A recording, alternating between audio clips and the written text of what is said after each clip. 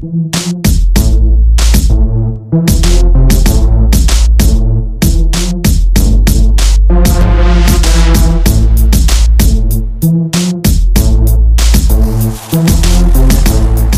it's springtime. It's kind of a wet, rainy, super windy day. Perfect time to take a little break from turkey hunting and fishing, and we're going to do a little mushroom hunting today. We're going to hike back into one little spot that I got that usually produces really well.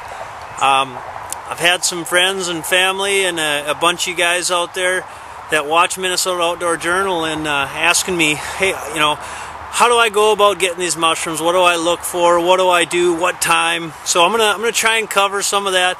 Build a nice foundation for you guys to get out and start smashing a bunch of mushrooms. So we're gonna press on and see what we can find today.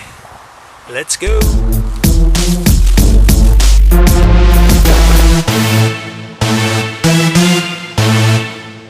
Got a nice little cluster of mushrooms here.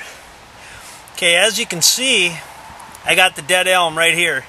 You know, that's one of the cool things about mushroom hunting is there's so many different theories on where to get them, what to look for, what sides of the trees, what kinds of trees, and I guess that's what makes it fun. You know, you put together your own theories, but the basics of it, I mean, if you really want to find a lot of mushrooms, dead elms. Okay, and there's a big thing with the dead elm, it's got to have its bark still on it. If it's so dead and it's been there for years and years to the point where the bark's all stripped off it and gone, probably not going to find many mushrooms. So dead elms with the bark still on produce mushrooms.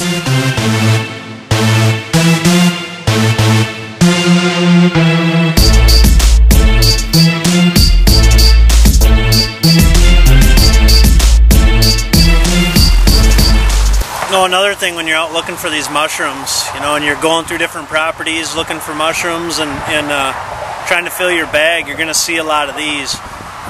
Make sure you ask permission when you're going in and out of these properties.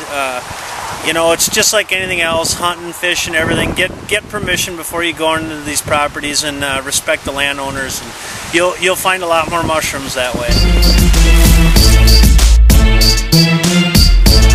Woo! We are on a steep incline.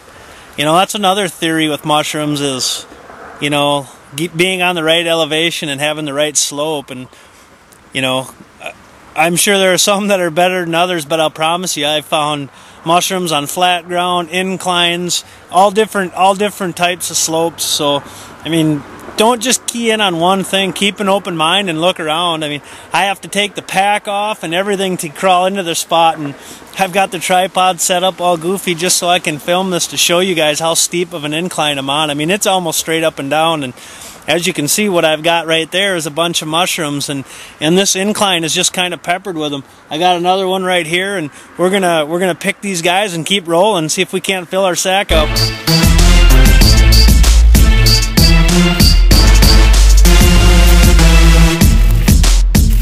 Here's a great example of the dead elm.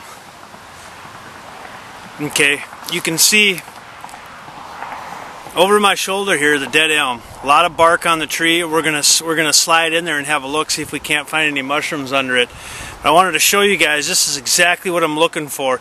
Doesn't matter if there's a bunch of them, one of them, you just never know. If you got a dead elm with bark on it, look. Odds are you're gonna find mushrooms. We're gonna go take a look and see if we got any on this one.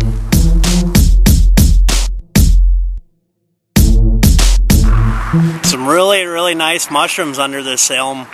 But something I really want to tell you guys, you know, when you're picking these things and you're super pumped and you find a good batch of them, before you just reach down in there and start grabbing them, kind of stop and look at the other vegetation around them, because right now there is a ton of poison ivy and some poison oak. I mean, right now it's really popping. So before you're reaching down there and grabbing these things, really look at, you know, the surroundings there, and because you can really get into some poison ivy doing this mushroom hunting, and I've been in it before, and it is not fun. Just something to think about.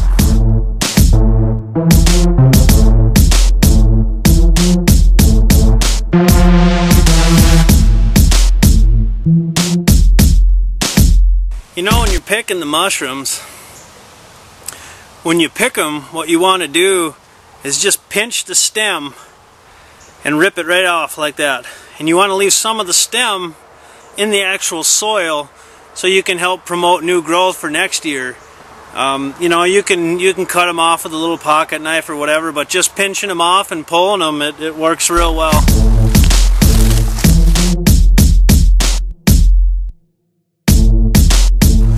You know, another great thing when you're picking these mushrooms is what you're putting them in.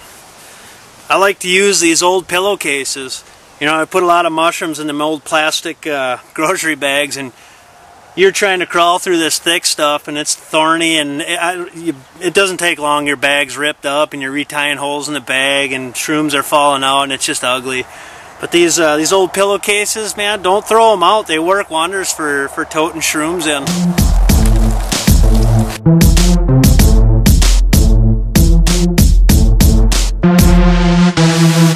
Here's another little something else for you guys out there looking for shrooms. You know, leave the little ones. If you leave the little tiny little ones, you know, I mean, you know, inchers, leave them be. If you can come back in 2 days and check the property again, I promise you they will be bigger. They'll be nice eaters by then. You know, a really big thing is with these mushrooms is they're continuously growing. Their new ones are popping, they're cycling. You know, at the end of this video, we'll show you what we ended up getting, you know, in just a few hours. I actually, 2 days ago, went through this property and made a really good pick. So, keep going through your properties. If you go through somewhere and you pick a bunch of mushrooms, give it a couple days and go back. I promise you, you'll find a lot more. So it's not a one-time deal. Keep going through.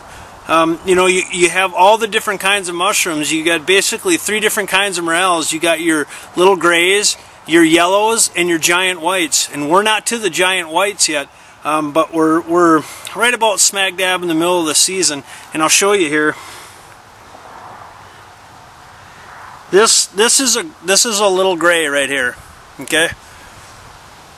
And this is a yellow. This is a mid-size yellow. And you can really tell the difference, you know, in size and color, you know. So I'll show you another one here. This is a yellow. You know, they're your regular mid-size morels, your most common ones you pick. And this is a really big gray. And this is what happens if you leave these first grays go. You know, they'll get bigger if you can pick them again. So, I mean, the cycle of a morel, basically, the different kinds, the season anyway, is the little grays will come first, and then you'll have the yellows, and then at the very end, when it's warm and everything's super green and thick, you'll have the giant whites, and those are the big hogs. So, you know, keep hitting your properties. Do it a couple times. Leave the little ones. Come back in a couple days, man. You'll pound the shrooms, dude. So we're gonna keep rolling here before it gets too dark, and keep picking. I feel pretty confident we're gonna get some more. So we got to keep rolling.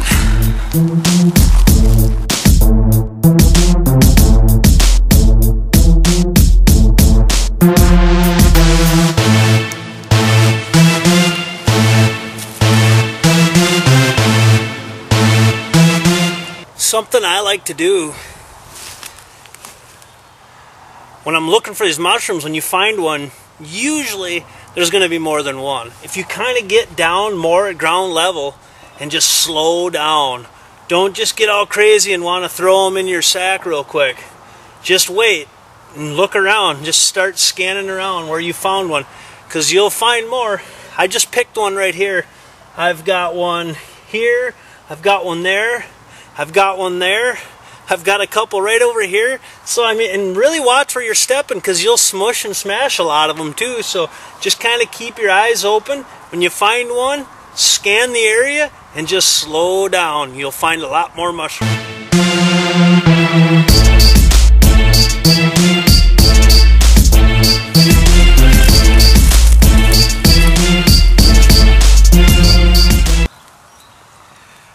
It's funny at first how hard these are to see.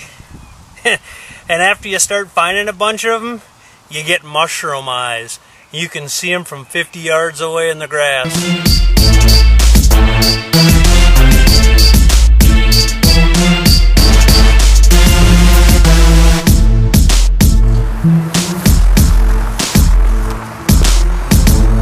that'll about do it for us. We, as you can see, we got a really nice pile here.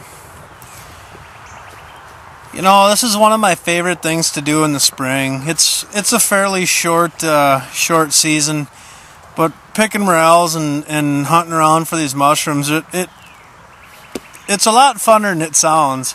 You know, you really start getting into them, and man, it can be a lot of fun. It's take the whole family. You know, it's something easy. You got a couple hours. You know, I mean, that's all we did was a couple hours here, and you know, we just cruised through this property. This is the second time we've had a find out here, and pretty big find for the second pick out here.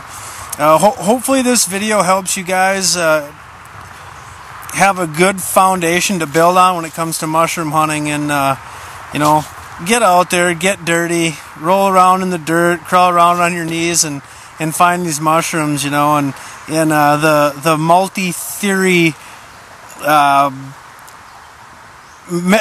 the different ways with these mushrooms, you know, all the different theories that we talked about holds true till the very end. There's so many different ways to cook these things, but no matter how you do it, they are delicious. I still got a little bit of light left. So you guys get your boots on, you get out and find some mushrooms, and I think I might just take a nap here.